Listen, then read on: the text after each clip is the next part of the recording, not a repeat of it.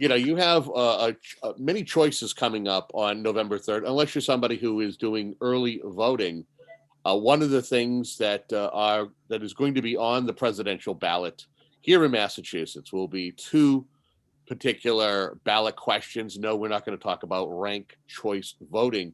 We're actually going to talk a little bit about question one. Question one is right to repair. Yeah, you're probably saying to yourself, I thought we already did this back in 2012.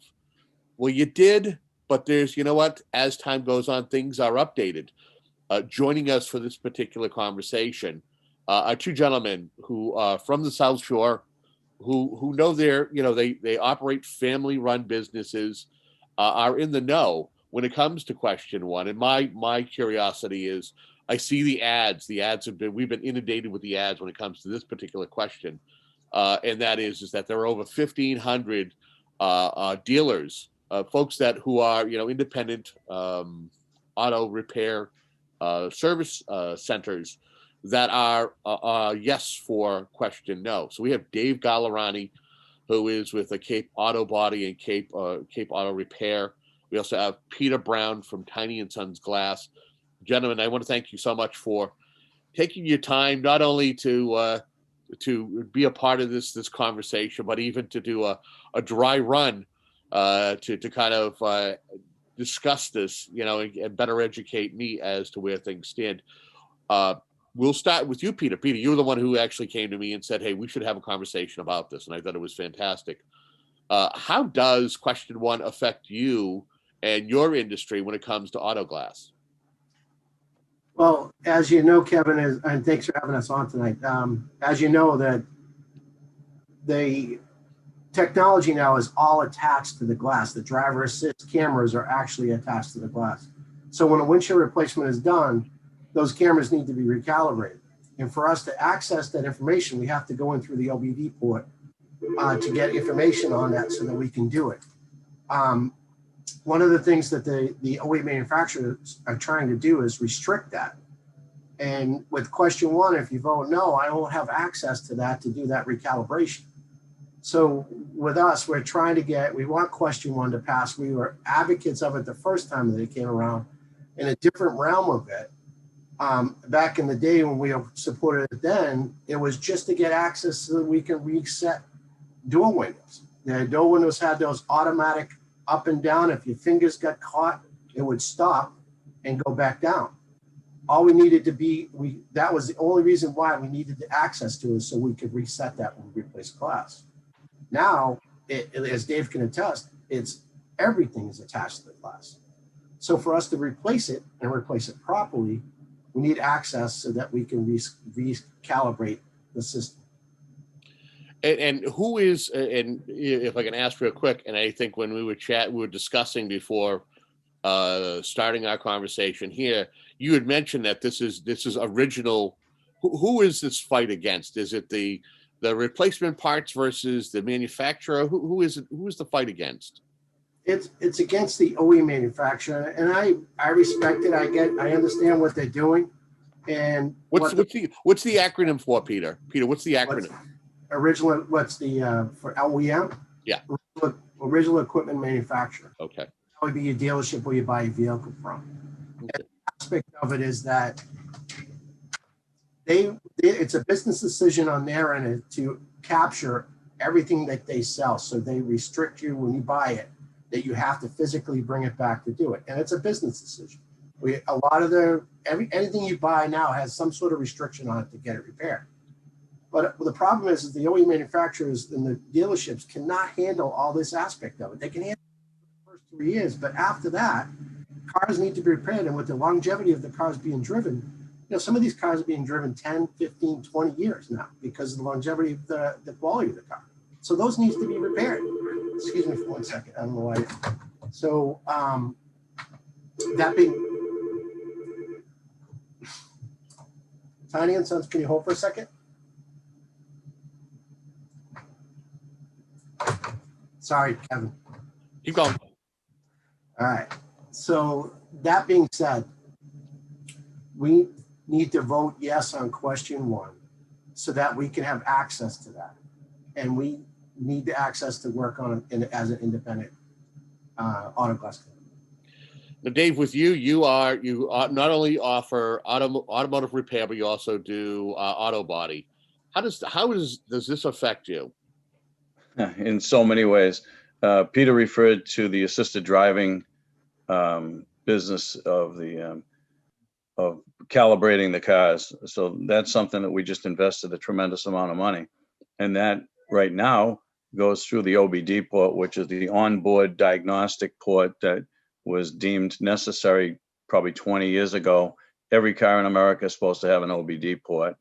And the only company that doesn't have it is Tesla, which is another subject to talk about. But what's happened is the original law did not account for the proliferation of wireless data to that OBD port. So now what's happening is they're trying to eliminate the OBD port and put everything to the cloud, which is kind of putting us at a disadvantage as far as getting the information. The information can be gotten in some cases, but it's a harder process. There's more hoops to jump through to get the stuff, and it costs more money to get it. So basically, it really comes down to if people want a choice about where they're going to get their car fixed and who's going to fix their car. They own the car, so theoretically, they own the data. It's you bought the car, you own the data that goes with the car as far as getting the car repaired. But the manufacturers are trying to capture the whole thing. If you stop and think about it, it was probably about 10 years ago that if you bought a new car, all of a sudden Toyota would give you 3 free oil changes. Now, why did they do that? Because they wanted to get you to come back. Okay, it wasn't because they were being nice guys and they wanted to give you 3 free oil changes. They wanted to get you to come back. But statistically, and I talked to the Nissan rep not too long ago. We were laughing about how poorly the dealerships do in keeping their customers because they treat them so poorly and they are so expensive and they just do a lot of crazy things. So the bottom line is they're not keeping their customers, and this is one way to keep them because they'll have no choice about where to go. They're going to have to take it to the dealer because the dealer is going to have the only information. And we find it all the time when people come to us and we'll say, hey, there's this one thing we can't fix. You got to go to the dealer. And they go, oh, I don't want to go to the dealer. And it's not only that, they can't handle the work either. As Peter said, we recently had a Ford that was damaged in an accident. It was a Lincoln, and there was these special matrix mats that you had to have to do the calibration. And we had not bought them yet. They were like $2,000. So we called Ford up the street and I said, hey, do you have the calibration mats? Can we send this car to you? No, we don't have them. We don't know where they are.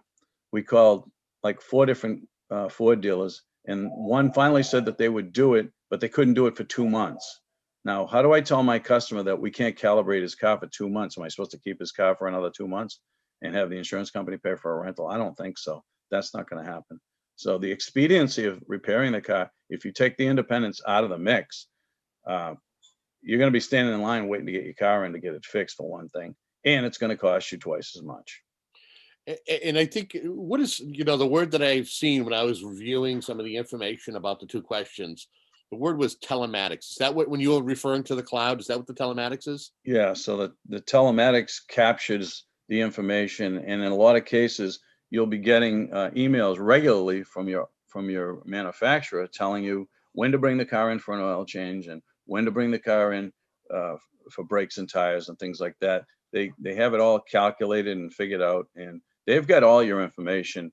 So all this mumbo jumbo about, they're going to open up Pandora's box here for the independent to rob and steal your information is foolishness because they already have your information. So, and unfortunately, anybody that's got a new iPhone or a phone of that type, they've got your information. They've got you coming and going 6 ways till Sunday. So it's really it's a moot point, really. The scare tactics of having somebody follow you into a dark room and attack you or something is it possible? Anything's possible, but it's foolishness. It's interesting you say that because if anybody who's ever seen the Netflix documentary Social Dilemma, My goodness, I've had, how many times have you gentlemen had where you mention something, you look for something, and before you know it, if you're somebody who's on social media, you're seeing ads for that stuff. I've had it where I've Pops right up. mentioned something to a friend, we're talking about it. Oh my goodness, there's 5 different ways this Sunday for me to purchase it through different avenues. So you're right.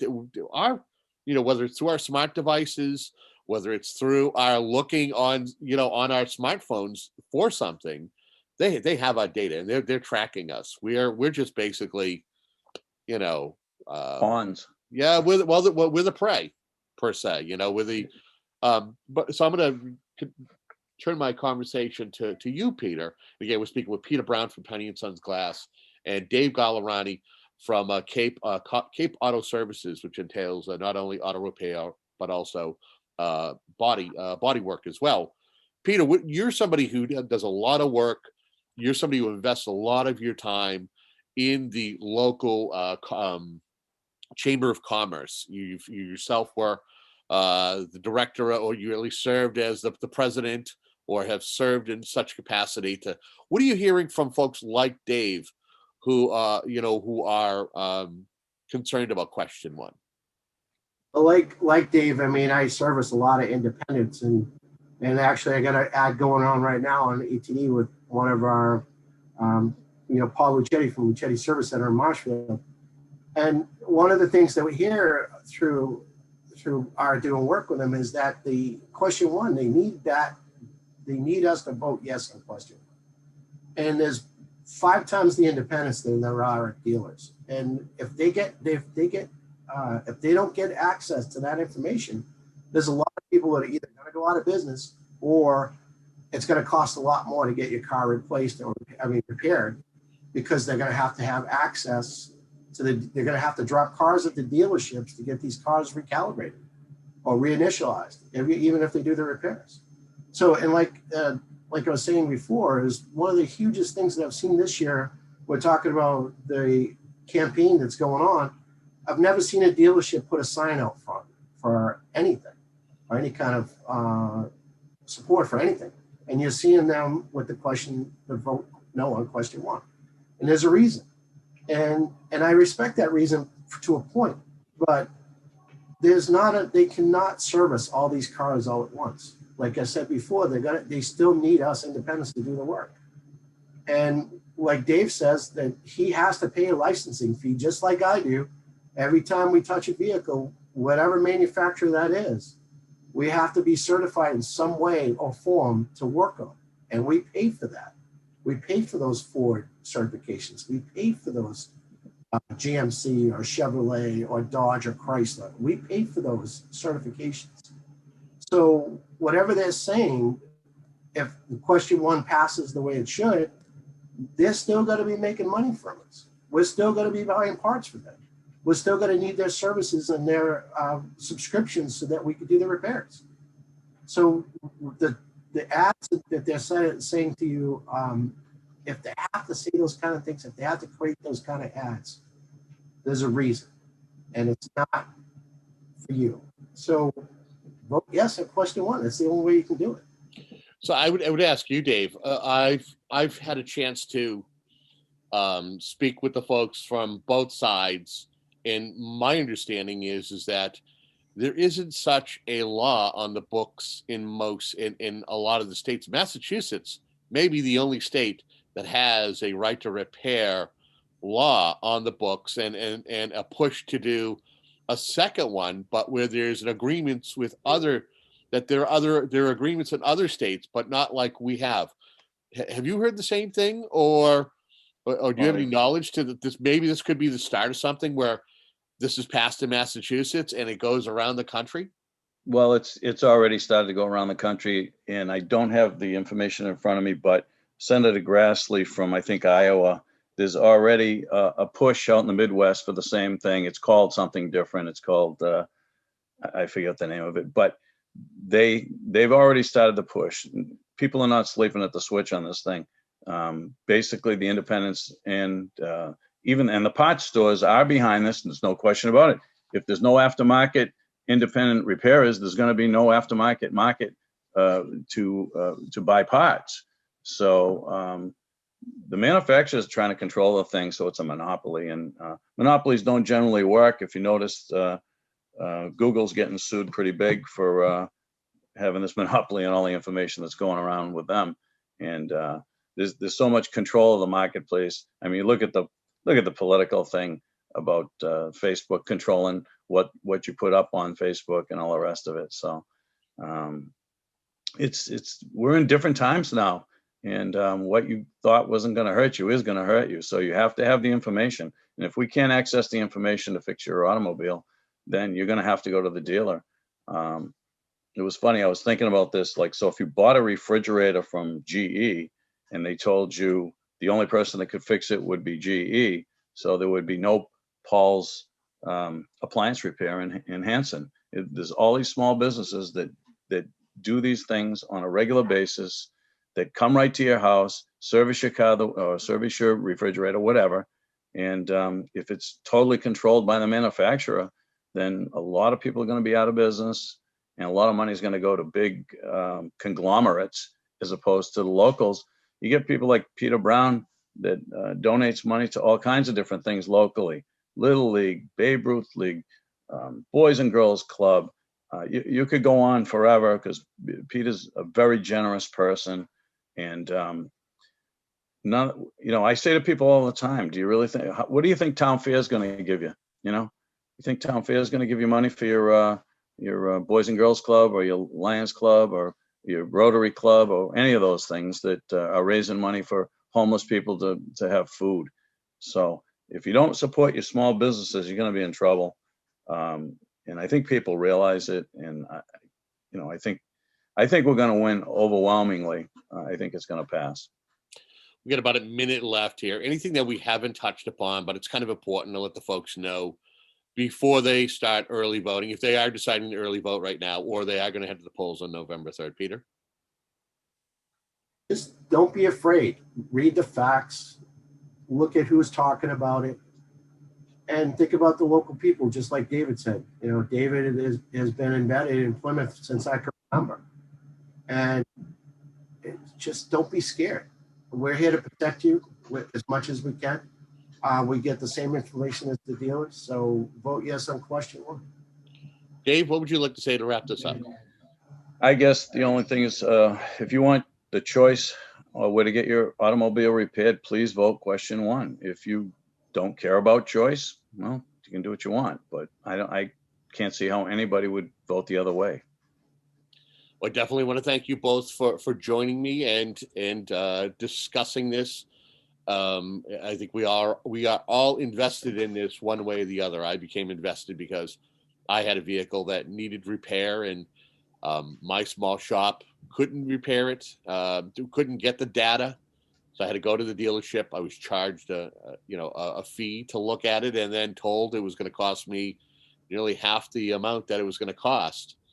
If it wasn't for the place that I bought the vehicle offering a lifetime, the lifetime that I was going to own the vehicle, an incentive by saying, hey, we're not going to charge you as much to repair it or for parts, I probably would have sold the vehicle or done something foolish. Luckily, I had the information. And that's what's important, is being informed. And I thank both of you for helping inform the folks before they head to the polls on this particular question. Thank you, Kevin. Thank you, Kevin.